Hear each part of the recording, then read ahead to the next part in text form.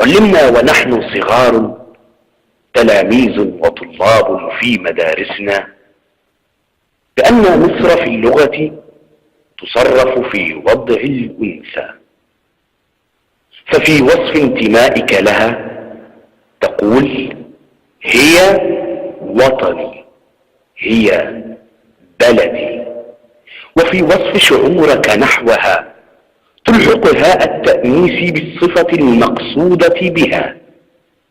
مثلا تقول مصر أحبها، أفتدي ترابها، روحي فداؤها، وهكذا من تعبيرات تطلق نحو الأنثى. إذن فمن المتلو في السابق يتضح بأن مصر أنثى. وقد علمت من ديني وعروبة أصلي وشهامة جيلي بأن الرجل من المفترض أن يكون غيور على الأنثى، فبطبع قوامته عليها يتطلب ألا يكون عليها ديوث لا يقبل أن يتقاضى ثمنا لانتهاك عرضها أموال وفلوس، فبغير قصاص معتبر يصبح حضرته أراني كجاموس. وخصوصا إن كان الفيلم الهندي مصطنع من تصميمه وتأليفه، فقد أبدع صنعه وإنتاجه وتصميمه، وأيضا تعبئته وتغليفه، فمن أحضر العفريت عليه الآن بتصريفه. فمن المفترض إن كان الفيلم حقيقي أن يستكمل هيرو تألقه في دفاعه عن الكبرياء والعزة، وأن يصدق جنزور كلامه بأن لن يرقع أبدا، وألا تتراجع فيزة، وألا يكبس بكري حتة كبسة، ويصور بأنه عيل بريالة، فلماذا أجبرتم بكري على الولولة كالندابة، وأحبطتم أيضا عكشة بصوراته الفعالة؟ فأيدي نواب المجلس للتصفيق الحار أصبحت اليوم عطلانة، واتضح بأن خالد عبد الله ليس شيخا، بل هو بندر رغاية، وأيضا سيد نجم المحور وعمرو أديب وباقي شلة السفالة. فلقد أحبطتم حتى الزبيدر في جولاته المغوارة،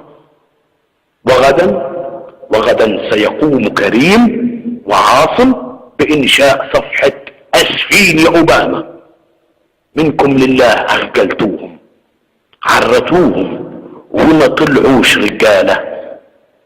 فمنهم من يقبل اليوم أن يعوض الشرف بالمال، فبموضع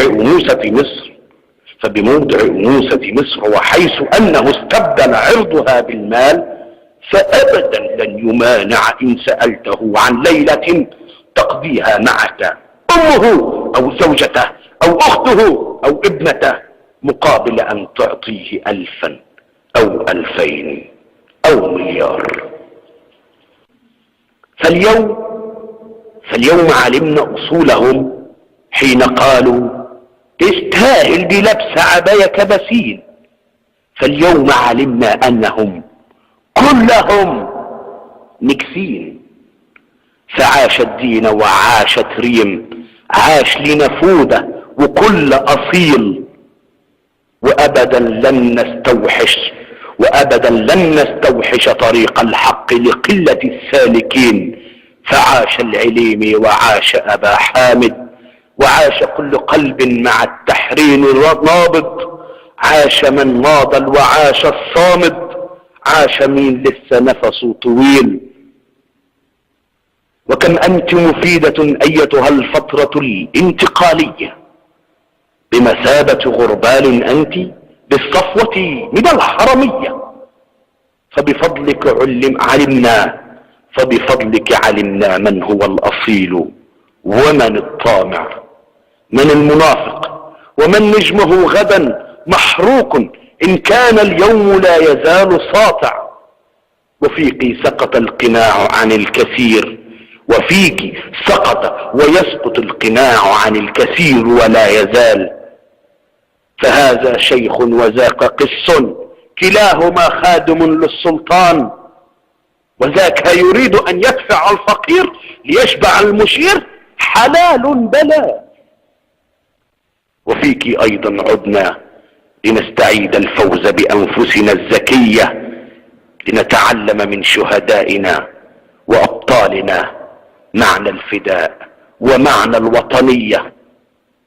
وفيك ابتاعني صديق فليذهب ذاك العبد غير مأسوف عليه، ففيك اكتسبت البصيرة من حرارة حين نظرت إلى عينيه. وفيك علمت حقيقة المعادن وأصولها، وبخبرتنا فيك ستبدأ غدا مصر بناء أمجادها بفضل بسالة خيرة أبنائها. فمهما كثر الكلام عن الوصف هو قليل، فعجبت لقوم بدلوا الحق بالباطل وأخفوا الدليل.